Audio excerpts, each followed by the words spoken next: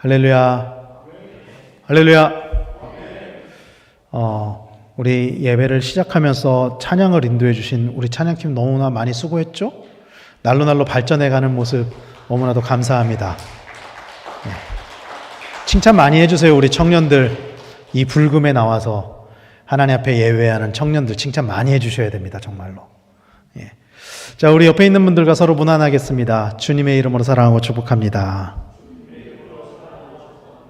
그래, 한 번 더 문안할까요? 정말 잘 오셨습니다. 명절을 앞두고 연휴를 앞두고 들뜬 마음이 있으실 텐데 이렇게 또 예배의 자리로 나오신 여러분들을 환영하고 또 사랑하고 축복합니다. 저랑 좀 얘기를 나눠보신 분들은 아시겠지만 저는 야구를 참 좋아합니다. 저는 어렸을 때 꿈이 야구 선수였고요. 그리고 야구를 어느 정도 좋아하냐면은 제가 우리 교회 오기 이전에 사역했던, 그러니까 우리 교회 오기 전 교회, 그리고 그 전 교회, 두 개 교회에서 제가 야구팀을 만들었습니다. 청년들과 남전도의 성도님들을 모아서 야구팀을 만들었고, 실제로 그 야구팀들이 야구 리그에도 들어가서 시합을 할 정도로 저는 굉장히 야구를 좋아합니다. 아시는 분들은 아시겠지만 제가 응원하는 특정 팀이 있습니다. 네. 커밍아웃을 하자면 저는 기아 타이거즈를 좋아합니다. 저 말고도 저희 담임 목사님이나 강준성 목사님도 야구에 관심이 있으신데 LG 트윈스를 좋아하세요. 참고로. 그런데 어쨌든 저는 야구를 굉장히 좋아해서 여름 시즌에는 야구에 따라서 어떤 때는 막 기분이 막 좋았다가 어떤 때는 또 기분이 막 안 좋았다가 막 그러거든요. 아시는 분은 아시겠지만 작년에 제가 응원한 팀이 우승을 했습니다. 근데 이제 야구가 딱 끝나고 나니까 겨울이 참 뭐랄까 심심하다고 할까 좀 그래요. 그런데 겨울에는 또 겨울 나름대로 야구계에서 하는 그런 활동들이 있습니다. 그거를 스토브 리그라고 하는데 그 겨울 시즌에 가장 큰 관심을 갖는 것이 뭐냐면은 이 스토브 리그의 선수들이 도대체 내년에는 얼마의 연봉에 계약을 하냐, 어떤 선수가 얼마에 계약을 하고, 어떤 선수는 얼마가 연봉이 오르고, 얼마나 깎이고, 이런 것들이 많은 주된 관심사예요. 그래서 이렇게 스포츠면 이렇게 뉴스 같은 거 보면은 가장 먼저 떠오르는 뉴스들은 그런 거예요. 누가 얼마에 계약했대더라. 이런 거예요. 이게 왜 중요하냐면은 그 연봉으로 그 선수의 가치가 결정되기 때문입니다. 그리고 그 연봉이 결정되는 기준은 실력과 기여도예요. 즉, 이 선수로 인해서 이 선수가 얼마나 좋은 성적을 냈는가, 또 낼 것인가, 그리고 이 선수로 인해서 팀이 얼마나 좋은 성적을 냈으며 또 얼마나 큰 이윤을 가져다 줄 것인가, 여기에 따라서 연봉이 책정이 되고 그 연봉으로 인해서 그 선수의 가치가 결정이 되는 거예요. 그리고 연봉이 높은 선수는 다른 선수보다 더 많은 기회를 얻게 되는 것이 그 가치 차이입니다. 연봉을 많이 받는 선수가 우선권이 있어요. 항상 출전하는 데 있어서. 그런데 이게 그런 어떤 프로스포츠 세계에만 있는 것이 아니라 우리 사회에도 사실은 좀 비슷한 것 같아요. 이 세상 사람들의 가치는 그 사람의 몸값에 의해서 결정이 되는 것 같습니다. 그리고 그 사람의 소위 몸값이라고 하는 것은 일반적으로 이해하기로는 그 사람의 연봉, 또 월급, 이런 것에 맞춰져 있죠. 그래서 이따금씩 언론에서 누군가가 살해를 당했다거나 또 어떤 사고를 당했다거나 할 때 가치가 높은 사람, 예를 들면 몸값이 비싸다거나, 그러니까 돈을 많이 번다거나, 혹은 명문대생이라거나, 이런 사람들이 그런 사고를 당했을 때는 사람들이 관심을 가지고 때로는 막 분개하기도 하고 하는데, 상대적으로 그게 낫다라고 여겨지는 사람에 대해서는 거의 무관심하죠. 사실 이 사회가, 세상이 그렇다는 거예요. 그래서 정형화된 문장으로는, 글로는 모든 사람이 평등하다라고 이야기를 하지만 실제 세상에서는 평등이 아닌 차등이 실제로 이루어지는 거죠. 지금 한창 대학 입시 중이잖아요. 청소년들이 더 좋은 대학에 가려는 이유는 자신의 가치를 높이기 위함이에요. 그리고 그 차등은, 그 가치는 쓰임새로 나타나게 됩니다. 그래서 가치가 높다는 것은 더 좋은 대가를 얻을 수 있는 곳에 쓰일 수 있다라는 것을 의미하는 것이죠. 단도직입적으로 말씀드리면은 더 높은 연봉, 더 편한 일자리를 구할 수 있다는 거예요. 그래서 더 좋은 대학에 가려고 노력들을 하는 거죠, 사실. 그런데 더 좋은, 가치가 높으면 더 좋은 쓰임새에 쓰이게 되는데, 일반적으로 쓰임새가 다르다고 해서 정말 가치가 달라질까요? 쓰임새가 다르다고 해서? 그러니까 가치가 높을수록 더 중요한 쓰임새에 일반적으로 쓰이게 되는데, 그 쓰임새가 다르다고 해서 그것의 본질적인 가치가 달라지느냐 하는 거죠. 1882년에 미국에서 출간된 마크 트웨인이 지은 소설 중에 왕자와 거지라는 소설이 있어요. 읽어보신 분들 계실 거예요. 이 소설의 내용은 간단하게 설명드리면 이래요. 빈민가의 알코올 중독자의 아들로 태어난 톰 캔디라는 소년과 영국의 왕 헨리 8세의 아들로 태어난 에드워드 6세는 같은 해, 같은 날에 태어나요. 같은 해, 같은 날에. 이 소년은 왕자를 동경하면서 자랐는데, 어느 날 궁전 가까이 갔다가 문지기에게 거칠게 폭행을 당합니다. 이를 우연히 에드워드 6세가, 왕자가 이것을 보고서 문지기 병사를 꾸짖고 이렇게 톰을 데려와가지고 좋은 음식을 주면서 막 위로를 해요. 좋은 음식을 주고 위로하고. 그래서 이야기를 하다가 이 톰이 살아가는 이야기를 들은 거예요. 그런데 들었는데 자기가 경험해보지 못해서 그런지 모르겠는데 이게 흥미가 생겼던 것 같아요. 그래서 나도 한번 경험해볼까? 그래서 옷을 바꿔 입자고 제안을 하고 둘이 서로 옷을 바꿔 입게 되는 거예요. 왕자가 톰의 옷을 입고 궁전 밖으로 나가게 되는데, 문지기가 그런 왕자를 톰으로 인식하고 폭행을 가하고 쫓아냈습니다. 이후 막 여러 가지 일들이 일어나요. 막 괴롭힘을 당하고, 막 거지 생활을 하고, 구걸을 하고. 그러면서 왕자가 자기가 왕자라고 막 주장을 하는데, 또 톰 또한 자기가 왕자가 아니라고 주장을 하는데, 사람들은 왕자가 미쳤다, 그리고 저 거지가 미쳤다, 이러는 거죠. 그러면서 그 두 사람의 이야기를 믿지 않아요. 그러다가 왕자의 아버지 헨리 8세가 죽고 대관식이 있던 날, 극적으로 궁전에 들어간 왕자가 자신이 왕자라는 것을 증명을 합니다. 잃어버렸던 옥새가 어디 있는지를 정확하게 찾아내는 거예요. 그 위치를. 그래서 자기가 왕자라는 것을 증명하고 왕위에 오르게 되는 이야기죠. 왕자는 한순간의 호기심으로 인해서 거지의 생활을 했어요. 그런데 그렇다고 해서 그가 진짜 거지인 것은 아니었어요. 그가 거지 생활을 했다고 해서 그가 진짜 거지는 아닌 거예요. 거지가 왕위에 올랐다고 해서 진짜로 그가 왕이 되는 것은 아니에요.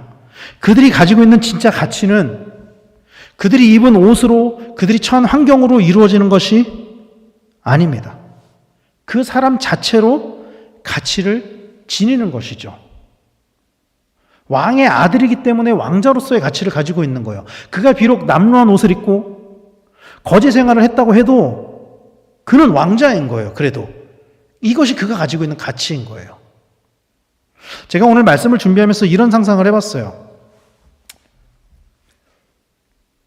만약에 우리 집에 고려 청자가 있는데, 귀한 고려 청자가 있는데, 이거를 요강으로 쓴다면 이게 얼마에 팔릴까? 얼마에 팔릴까요? 왜 예전에 그 막 진품 명품 이런 데 보면은 이게 뭔지도 모르고 집에서 그냥 막 아무 데나 막 쓰던 그런 것들을 가지고 나왔는데, 이거는 정말 귀한 물건입니다, 막 그러면서, 그런 것처럼 이게 뭔지도 모르고 그냥 막 요강으로 쓰였다면 이게 얼마에 팔릴까요, 여러분? 요강으로 쓰였다고 해서 이게 요강과 같은 값으로 팔릴까요? 고려 청자인데? 고려 청자의 값으로 팔리겠죠. 가치에 따라 쓰임새가 달라지지만, 그렇다고 해서 쓰임새로 가치를 결정할 수는 없다라는 거예요. 가치는 쓰임새에 의해서 결정되는 것이 아닙니다. 가치는. 오히려 모든 것은 가치에 맞게 쓰여져야 하는 거예요. 그리고 그 가치는 결국엔 뭘로 평가되냐 하면은 이 세상에서는 가격으로 평가가 되는 거예요. 가격으로. 그래서 고려 청자가 요강으로 쓰여졌다고 해도 그것은 고려 청자의 가격을 가지고 있는 거예요. 이게 진짜 가치인 거예요. 이 도자기에. 저는 오늘 설교의 제목을 이렇게 지어봤습니다. 나의 가격. 저는 얼마일까요? 여러분은 얼마이십니까? 성경은 우리 그리스도인에게도 가치가 있다라고 말씀하고 있어요. 성경은. 그리고 우리의 가치에 관해서 오늘 본문에서는 이렇게 말씀하고 있습니다. 23절 앞부분에 보면은 너희는 값으로 사신 것이니 이렇게 말씀하고 있어요. 근데 이 말씀을 이 7장에서만 한 게 아니에요. 바울이. 6장에서도 이렇게 기록을 해요. 6장 20절에 값으로 산 것이 되었으니 이렇게 말씀하고 있어요. 값으로 샀다. 이 고린도전서가 쓰여질 당시는 우리가 다 알고 있는 것처럼 로마 시대예요. 1세기 무렵이에요. 노예 문화가 아주 일반적인 세상이었어요. 노예 문화는 불법이 아니었어요. 당시에. 합법이었어요. 일반적이었어요. 노예 문화는. 그리고 일반적으로 값을 치른 노예는 이거를 성경에서는 뭐라고 표현한다 그랬죠? 제가 몇 번 설교 때 말씀드렸는데 노예의 값을 치르는 것. 속량. 이 값을 치른 노예는 문서상으로 뿐만이 아니라 실제적으로 주인이 바뀌었어요. 그러니까 값을 치르고 그 노예를 데려올 수 있는 거예요. 사올 수 있는 거예요. 바울은 우리를 로마 시대의 상황에 비유해서 값으로 샀다고 선언하고 있습니다. 그리고 우리가 다 알고 있는 것처럼 그 값은 돈을 의미하는 것이 아닙니다. 믿으십니까? 값은 돈을 의미하는 것이 아니에요. 베드로전서 1장 18절 19절 말씀을 우리 한 목소리로 같이 읽도록 하겠습니다. 너희가 알거니와 너희 조상이 물려준 헛된 행실에서 대속함을 받은 것은 은이나 금같이 없어질 것으로 된 것이 아니요 오직 흠없고 점없는 어린 양 같은 그리스도의 보배로운 피로 된 것이니라. 아멘. 아멘이십니까? 아멘이십니까? 아멘이십니까? 이게 우리가 가지고 있는 가치예요. 값으로 산바되었다고 한 그 값이 오직 흠없고 점없는 어린 양 같은 그리스도의 보배로운 피, 이거예요. 우리는 예수님의 피값으로 사신 바 되었습니다. 믿으십니까? 그리고 그 예수의 피는 어느 누구에게나 동일하게 주어지는 은혜라는 것을 믿으시길 바랍니다. 누구나 나이와 성별 상관없어요. 직업과 계층 상관없습니다. 지역과 이념 상관없습니다. 오로지 믿기만 하면 주어지는 것, 믿기만 하면 주어지는 것이 이 가치를 치르는 이 속량의 은혜라는 것을 믿으시길 바랍니다. 그러므로 우리는 우리에게 주어진 그 가치에 맞는 삶을 살아야 될 줄로 믿으시길 바랍니다. 우리의 가치는요, 예수님의 핏값 정도의 가치예요. 예수님의 핏값 정도의 가치예요. 그 가치에 맞는 삶은 예수님을 닮는 삶이고, 복음을 전하는 삶이고, 예배를 드리는 삶이고, 사랑하는 삶입니다. 이게 가치대로 사는 삶이에요. 그런데 그렇다면 왜 하나님은 그런 대가를 지불하시면서까지 우리에게 가치를 부여하셨느냐 하는 것이죠. 왜? 로마 시대의 노예를 사는 이유는 명확했어요. 저 노예를 사가지고 내가 필요하니까 내가 일을 시키기 위해서 노예를 사는 거예요. 노예를 산다는 것은 속량을 하는 것은 그거 외에 다른 이유가 없어요. 저 노예를 내가 사서 내가 부려먹을 거야. 내가 일을 시킬 거야. 이거였다고요. 그런데 성경에서 예수님이 우리를 속량하신 이유, 예수님이 우리를 대가를 지불하시고 우리를 사신 이유를 뭐라고 기록하고 있냐면은 구원하시기 위함이라고 말씀하고 있습니다. 예수님이 피 흘리신 유일한 이유, 예수님이 이 땅에 오신 유일한 이유는 우리를 구원하시기 위함이라는 것을 믿으시길 바랍니다. 증거를 대볼까요? 요한복음 3장 17절 말씀입니다. 같이 한번 읽겠습니다. 하나님이 그 아들을 세상에 보내신 것은 세상을 심판하려 하심이 아니요 그로 말미암아 세상이 구원을 받게 하려 하심이라. 하나님이 예수님을 이 땅에 보내주신 이유는요, 예수님을 보내셔서 다 쓸어버려, 이게 아니에요.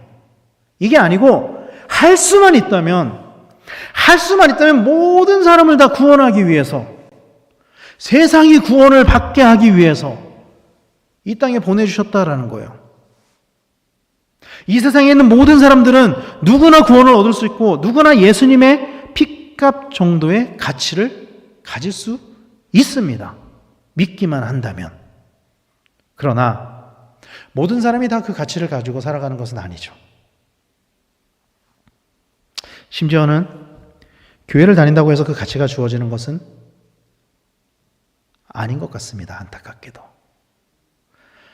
그 가치는요, 돈으로 살 수는 없는 것이지만 그렇다고 해서 가만히 있어서 주어지는 것도 아니에요. 그러니까 교회에 나와서 그냥 가만히 앉아 있다고 해서 그 가치가 우리에게 그냥 누워서 떡 먹기는 좀 어렵죠. 식은 죽 먹기처럼 쉬운 그런 것은 아니라는 거예요. 그런 거는 아니라는 거예요. 그 가치를 얻기 위해 우리는 반드시 예수님을 믿어야 돼요. 그 믿음이 있어야 돼요. 그 믿음의 행위가 우리에게 있어야 돼요. 믿음의 삶을 살아야만 해요. 믿음으로 우리의 모든 죄사함을 받을 때 우리에게 그 가치가 주어진다는 것을 믿기를 바랍니다. 그러나 많은 그리스도인들이 그 가치를 가지고 살지 못합니다. 왜냐하면요, 우리의 가치를 떨어뜨리는 그 이유, 그리스도의 핏값이라는 그 어마어마한 가치를 우리가 누리면서 살지 못하게 하는 그 이유가 뭐냐면요, 바로 죄예요. 죄. 제가 오늘 여러분들과 같이 나누고자 하는 핵심적인 말씀은 이거예요. 죄. 죄사함을 받았죠, 분명히. 우리는 죄사함을 받았죠. 그러나 그럼에도 불구하고 여전히 하나님 앞에서 우리가 죄를 지으면서 살아가기 때문에 온전한 가치의 삶을 살아가지 못하는 거죠. 그리스도의 핏값으로 인해서 대속함을 받았지만, 속량되었지만, 그러나 그럼에도 불구하고 그 이후에도 여전히 죄를 지으면서 그 이전의 삶을 반복하면서 살아가기 때문에 그 가치대로 살아가지를 못한다는 거예요. 아무리 귀한 고려 청자라고 해도 그 표면에 흠집이 나 있는 것과 흠집이 없는 것은 똑같은 고려 청자라고 해도 가치가 다를 수밖에 없어요. 아무리 교회를 다닌다고 해도, 우리 똑같은 모습으로 교회를 다닌다고 해도 여전히 죄 가운데 살아가고 있다면 우리는 우리의 가치를 온전히 누릴 수 없을 거예요. 그러므로 우리는 먼저 우리의 죄의 문제를 돌아봐야만 합니다. 우리의 죄의 문제를 돌아봐야 돼요. 우리의 가치를 떨어뜨리는 것이 무엇인지 우리의 삶을 솔직하게 돌아봐야만 합니다. 예수님은 이 땅에 오셔서 우리에게 어마어마한 가치를 지불하셨고, 그로 말미암아 우리가 하나님의 자녀로서 살도록 하셨는데 여전히 우리는 노예의 삶을 살아가고 있는지 돌아봐야 된다는 거예요. 오늘 본문은 하나님이 우리를 값으로 우리를 부르셨다라고 선언하고 있어요. 21절, 오늘 본문 21절 말씀은 이렇게 말씀합니다. 네가 종으로 있을 때의 부르심을 받았느냐? 염려하지 말라. 그러나 네가 자유롭게 될 수 있거든 그것을 이용하라. 이렇게 말씀하고 있어요. 이 말씀은 종의 신분으로 있을 때 부르심을 받았다고 해도 하나님의 부르심의 가치를 가질 수 있다라고 말씀하고 있는 거예요. 종이었지만 하나님의 자녀로서의 가치를 지닐 수 있다. 이 땅에서 현실적으로는 종의 신분으로 살지만, 그러나 진짜 가치는, 우리의 쓰임새는 어쩌면 종의 쓰임새로 살아가고 있을지 모르겠지만, 진짜 가치는 사람의 종이 아닌 하나님의 자녀의 가치를 가지게 된다라고 성경은 선언하고 있는 거예요.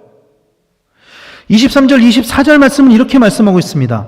너희는 값으로 사신 것이니 사람들의 종이 되지 말라. 형제들아, 너희는 각각 부르심을 받은 그대로 하나님과 함께 거하라. 이렇게 말씀하고 있습니다. 하나님과 함께라는 말의 헬라어 파라데오라는 단어는 하나님의 곁에라는 의미입니다. 하나님의 곁에, 하나님 옆에 있는 거예요, 우리가. 하나님 옆에 있으라는 거예요. 부르심을 받은 그대로. 주님께서 우리를 위해서 가치를 지불하셨을 때 주님께서 우리에게 원하셨던 것은 내 옆에 있어. 내 옆에 있어. 이렇게 막 몇백 명, 몇천 명이 모였는데도 같이 있는 그런 게 아니라 이 말씀의 원어적인 의미는 이리와 내 옆에 있어. 왕 대신 하나님께서 우리를 넌 내 아들이니까, 내 자녀니까, 내 딸이니까 내 옆에 있어. 이렇게 말씀하고 있다라는 거예요. 우리의 신분이, 진짜 신분이 그 쓰임새로 인해서 평가되는 그 사람에게서 주어지는 것이 아니라 하나님에게서 주어진다라는 것을 선언하고 있는 것입니다. 그리고 그 신분에 맞게 살아가야 한다라고 성경은 말씀하고 있는 거예요. 사랑하는 성도 여러분, 우리는 예수님의 자녀로서의 삶을 살아가야만 합니다. 왜냐하면 우리의 신분이 그 주님의, 하나님의 자녀이기 때문이에요. 그런데 그것을 가로막는 게 있다라는 거예요. 아까 말씀드렸던 뭐였죠? 죄가 이것을 가로막고 있는 거예요. 죄가. 우리를 스스로 넘어지게 하고 우리의 가치를 떨어뜨리고 우리의 자존감을 낮아지게 하는 그 모든 것들이 어디에서 시작되냐면 죄에서 시작되는 거예요. 죄에서. 그러므로 우리는 먼저 죄의 문제를 돌아봐야 한다라는 것입니다. 문제는 많은 그리스도인들이 자신이 죄인이라는 것을 잊고 산다는 거예요. 죄의 문제에 둔감해져서 살아간다는 거예요. 우리가 아직 죄인 되었을 때에는, 예수님을 알기 전에는, 그리고 처음 예수님을 만났을 때는 우리의 죄를 자각하죠. 내가 죄인이라는 것을 인정하죠. 하나님 앞에서. 그리고 그 죄의 문제를 하나님 앞에 가지고 나아가죠. 내가 죄인이라는 것을 인정하니까. 그런데 우리에게 구원이 주어진 이후에 많은 그리스도인들이 죄의 문제에 대해서 둔감해져서 살아간다라는 거예요. 많은 그리스도인들이. 칼뱅은 구원을 얻은 사람에게는 한번 구원을 얻으면 그 구원을 잃지 않는다라고 이야기를 했지만, 사실 성경은 성령을 받았더라도 그 성령이 떠나갈 수 있다라고 말씀하고 있어요. 베드로서 1장 10절 말씀은 이렇게 말씀하고 있습니다. 그러므로 형제들아, 더욱 힘써 너희 부르심과 택하심을 굳게 하라. 너희가 이것을 행한즉 언제든지 실족하지 아니하리라. 이 말씀에 보면은요, 언제든지 실족하지 아니하리라의 조건이 있어요. 행한즉. 거꾸로 말하면 행하지 않으면 실족할 수 있다라는 거예요. 실족은 구원을 잃는 것을 의미하는 거예요. 부르심대로 살아가지 아니하면, 택하심을 받은 대로 살아가지 아니하면 그것을 잃을 수도 있다라는 거예요. 히브리서 3장 14절에서도 이렇게 말씀합니다. 우리가 시작할 때에 확신한 것을 끝까지 견고히 잡고 있으면 그리스도와 함께 참여한 자가 되리라. 여기도 조건을 말씀하고 있죠. 확신한 것을 끝까지 견고히 잡고 있으면 그리스도와 함께 참여한 자가 되리라. 견고히 잡고 있어야 된다는 거예요. 하나님의 자녀로서의 삶을 잡고 있어야 된다는 거예요. 이걸 놓치면 그리스도와 함께 참여한 자가 될 수도 없다라는 거예요. 반대로 말씀드리면. 그래서 웨슬리는 인간의 구원이 하나님의 절대 예정이 아니라 인간의 자유의지에 의한 응답으로 주어진다라고 이야기를 했어요. 우리 성결교회는 웨슬리의 신학을 따라가죠. 웨슬리는 이렇게 선언했어요. 우리가 가만히 있는다 그래서 가만히 있을 때 하나님이 넌 구원, 그러니까 넌 천국, 넌 지옥 이렇게 딱 정해놓고 예정을 해놓고 그냥 그게 바뀌지 않고 그냥 그렇게 생겨먹은 대로 살아가는 것이 아니라 누구든지 하나님의 그 부르심에 응답하고 나아가서 자기의 죄를 하나님 앞에 고하고 죄사함을 받고 누구든지 이 구원을 얻을 수 있는, 의롭다함을 얻을 수 있는 은혜가 주어졌다라고 웨슬리는 이야기를 하고 있는 거예요. 그리고 그 응답의 과정, 그 부르심 가운데 응답하는 그 과정이 죄의 문제를 해결하는 회개라는 거죠. 회개. 많은 사람들은 자신이 죄인이라는 생각을 잘 하지 않아요. 불편한 진실이지만 자기가 죄인이라고 생각하면서 살아가는 그리스도인들이 굉장히 드물죠. 물론 우리는 구원받은 사람인 것은 분명하죠. 그러나 여전히 내가 죄 가운데 살아간다는 것을 우리는 인정해야만 해요. 왜냐하면 진짜로 그렇게 살아가니까. 진짜로 그렇게 살아가니까. 많은 그리스도인들이 어떻게 생각하냐면 나 정도면 죄인은 아니지. 그래도 나 정도면 한 달에 한 번 있는 금요 집회에 나올 정도면은 죄인은 아니지. 새벽 기도에 나올 정도면 나의 권사 정도면은 죄인은 아니지. 그래도 장로 정도면 죄인은 목사. 많은 그리스도인들이 실제로 그렇게 생각하면서 살아간다는 거예요. 그런데 여러분, 우리보다 더 큰 믿음을 가지고 더 많은 사명을 감당했던, 그 하나님의 사명을 감당했던 바울이 자기를 어떻게 고백하고 있냐면요, 이렇게 고백하고 있어요. 디모데전서 1장 15절 말씀을 우리말 성경으로 이렇게 번역을 해요. 이 말씀은 믿을 만한 것이요 또한 모든 사람이 받을 만한 말씀이라. 곧 그리스도 예수께서 죄인을 구원하시려고 세상에 오셨다는 것이다. 죄인 가운데 내가 가장 악한 사람이다. 바울은 자기가 가장 악한 죄인이라고 고백했어요. 이걸 개역개정에서 뭐라고 번역하고 있죠? 죄인 중에 내가 괴순이라. 바울이 큰 죄를 지은 건 맞아요.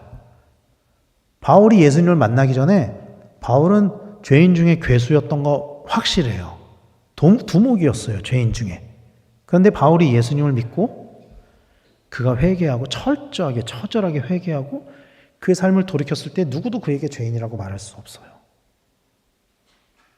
이 디모데 전서의 말씀은요, 바울의 사역 거의 끄트머리 때 지어진 말씀이에요. 쓰여진 서신서예요.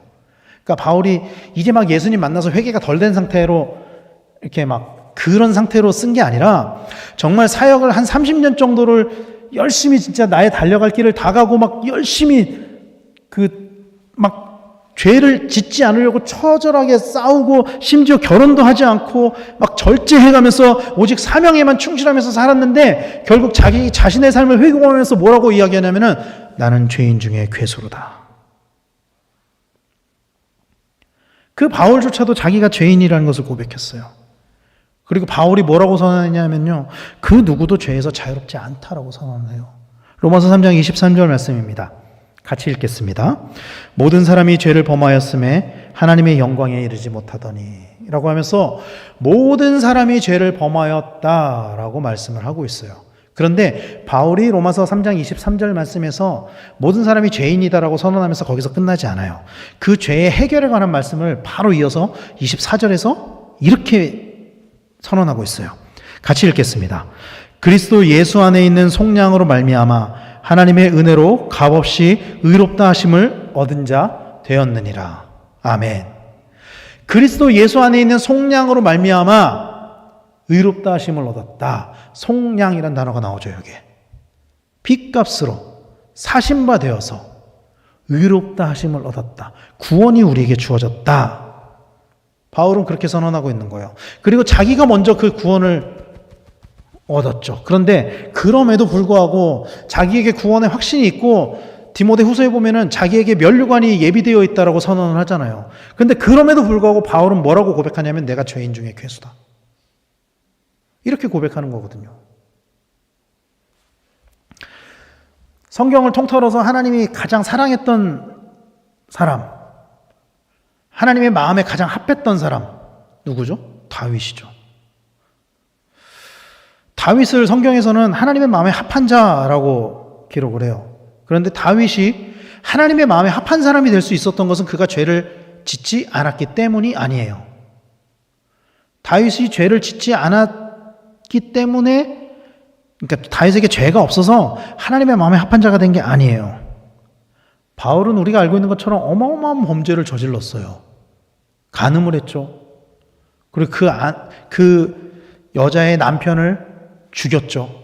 살인을 사주했죠. 그리고 하나님이 하지 말라고 했던 인구 계수. 예. 계수. 이거 뭐라 그러죠? 인구조사도 했었잖아요. 하나님이 하지 말라고 했었던. 하나님이 분개했단 말이에요. 어느 정도로 화를 내셨냐면은 다윗이 간음했을 때는 네 자식들을 죽였잖아요. 실제로. 죽였단 말이에요. 그리고 인구조사를 했을 때는 이스라엘 백성을 7만 명을 죽여버리셨어요. 하나님이. 굉장히 분노하셨다고요. 하나님이 다윗에게. 그런데 성경은 그런 다윗을 하나님의 마음에 합한 자라고 말씀하고 있어요. 왜냐하면 다윗이 비록 죄를 지었지만 자신의 죄를 자각하고 하나님께 처절하게 철저하게 회개했기 때문이에요. 자신의 삶을 돌이켰기 때문이에요. 하나님 앞에 솔직하게 나아갔고 하나님 앞에 엎드렸어요. 그가 간음했을 때 성경은 침상이 젖을 정도로 그가 눈물을 흘리면서 회개했다라고 기록을 하고 있어요. 그가 인구조사를 했을 때 하나님께 회개하면서 하나님이 가라고 하신 곳으로 가서 하나님께 제사를 드렸어요. 하나님이 하라고 하는 대로, 그대로.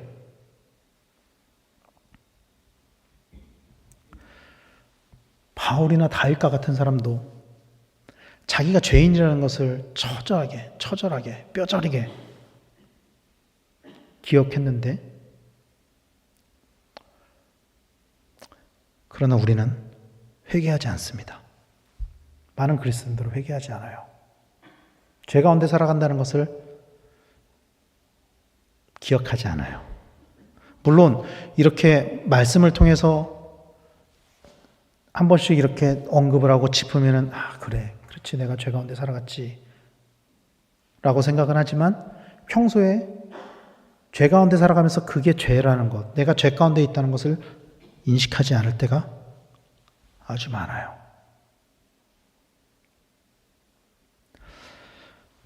우리 중에 하나님 앞에 나와서 기도할 때 회개의 기도하는 사람이 얼마나 될까요?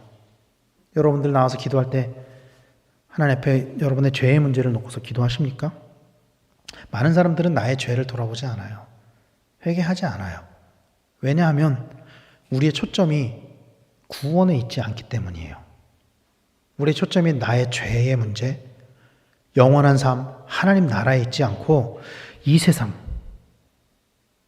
내가 바라는 것, 이런 것들에 있기 때문이에요. 우리가 구하는 기도의 대부분은 우리의 거룩함, 우리의 구원, 우리의 믿음의 성장, 이런 것들이 아니라 대부분은 내가 바라는 것들, 내가 원하는 것들, 내가 갖고 싶은 것들, 이런 것들이에요. 왜 그럴까요? 왜 우리는 그런 것들만 구할까요? 저는 이렇게 생각해요. 내가 죄인이라는 것을 인정하면 하나님께 요구할 만한 염치가 생기지 않기 때문에, 어쩌면. 나는 하나님께 요구할 것들이 너무나도 많고, 나는 하나님께 원하는 것들이 너무나도 많은데, 그걸 가지고 하나님 앞에 나아가고 싶은데, 내가 죄인이라고 인정하는 순간, 그것을 요구할 만한 염치가 생기지 않기 때문에. 그러나 그럼에도 불구하고 우리는 우리가 죄인이라는 것을 인정해야만 합니다. 왜냐하면 그것이 인정돼야만 우리의 거룩함과 또 우리의 구원을 유지할 수 있기 때문이에요. 그것을 인정해야만 우리가 죄의 문제를 가지고 하나님께 계속 나아갈 수 있기 때문이에요. 그렇게 계속 하나님께 우리의 죄의 문제를 내어놓고 우리의 삶을 변화시켜 갈 때 우리의 삶이 구원의 그 중생의 단계에서 성결에 이르기까지 한 걸음 한 걸음 나아갈 수 있기 때문이에요.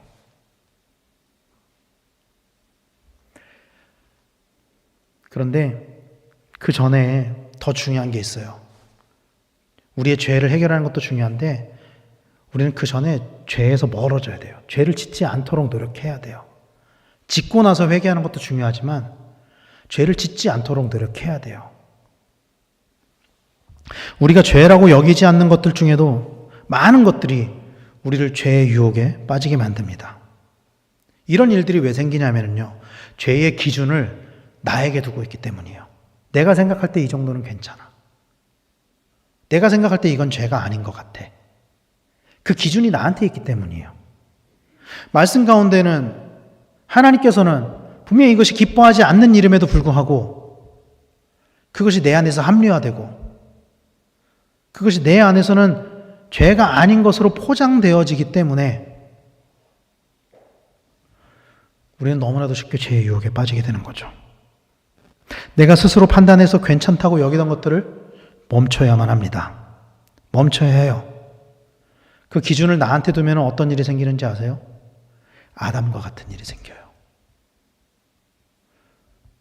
하와가 처음에 그 열매를 봤을 때 먹음직스럽네. 이거 먹어도 괜찮을 것 같은데? 자기가 판단한 거예요. 아담도 자기가 판단한 거예요. 그 기준을 나에게 둘 때 우리는 아담과 같은 범죄를 저지르게 될 것입니다. 그리고 우리가 아주 이 정도는 괜찮을 거야 라고 생각했던 그 작은 죄의 문제들이 바늘도둑이 소도둑된다고 그거를 우리가 계속 끊지 못하고 가만두면은 결국에는 큰 죄로 번져가게 될 것입니다. 사랑하는 성도 여러분, 오늘 본문의 말씀처럼 우리는 부르심을 받은 대로 하나님과 함께 거해야만 합니다. 하나님은 우리를 이렇게 곁에 두기 위해서 부르셨어요. 하나님은 우리를 곁에 두기 위해서 속량해 주셨어요. 곁에 두기 위해서 예수 그리스도를 보내시고 십자가에 못 박혀 죽으시게 하셨죠. 이것이 우리의 구원이고 이것이 우리의 거룩이라는 것을 믿으시기를 간절히 축원합니다. 그리고 그것을 위해 날마다 죄에서 멀어지는 우리 성도님들이 되시기를 간절히 축원합니다. 그 기준을 나한테 두지 말고 오직 말씀에 따라서, 그리고 내가 이걸 잘 모르겠다 싶으면은 옛날에 유행했던 게 있어요. 예수님이라면 어떻게 하셨을까? 예수님이라면 어떻게 하셨을까? 예수님이라면 이 상황에서 어떻게 하셨을까? 그 기준을 예수님께 두는 거예요.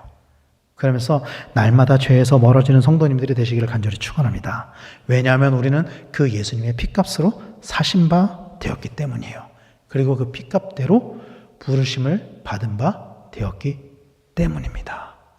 그래서 그 하나님의 그 부르심에 따라서 날마다 거룩한 삶을 살아가는, 비록 오늘도 연약한 삶을 살아가고 있지만, 비록 날마다 넘어지면서 살아가지만, 그러나 예수 그리스도의 보혈의 공로를 힘입어서 다시 한번 일어서고 다시 한번 주님 앞에 나아가는 우리 성도님들 다 되시기를 예수님의 이름으로 간절히 축원합니다.